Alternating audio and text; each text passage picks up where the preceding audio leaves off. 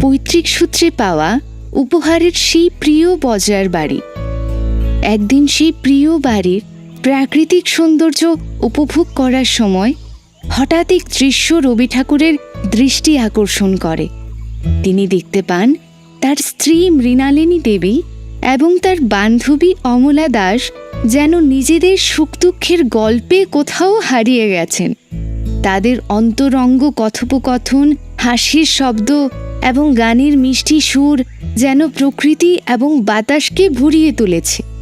আর এই দৃশ্যটি রবীন্দ্রনাথের মনে অনুপ্রেরণার এক ঢেউ জাগায় এবং তিনি তৎক্ষণাৎ সেই মুহূর্তটি গানে ধারণ করতে বাধ্য হন।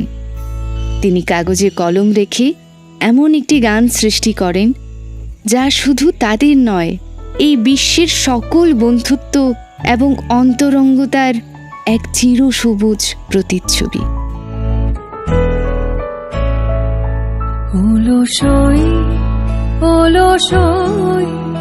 আমার ইচ্ছা করে তোদের মতন মনের কথা কই। ওলসই আমার ইচ্ছা করে তোদের মতন মনের কথা কই।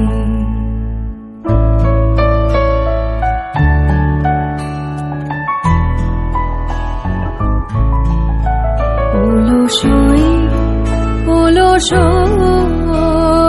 তোদের আছে মনের কথা, আমার আছে কই। তোদের আছে মনের কথা, আমার আছে কই। আমি কি বলিব কার কথা, কোন সুখ কোন ব্যথা, কি বলিব কার কথা, কোন সুখ কোন ব্যথা। নাই কথা তবু সাধ শত কথা কই। আমার নাই কথা তবু সাধ শত কথা কই। ওলসই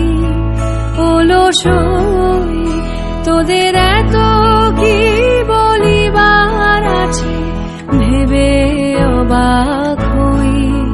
তোদের এত কি বলিবার আছে, ভেবে অবাক হই। আমি একা বসি সন্ধ্যা হলে, আপনি ভাসি নয়ন জলে। একা বসি সন্ধ্যা হলে, আপনি ভাসি নয়ন জলে।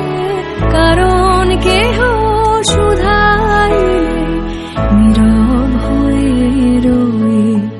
ওলসই আমার ইচ্ছা করে তোদের মতন মনের কথা কই। ওলসই আমার ইচ্ছা করে তোদের মতন মনের কথা কই।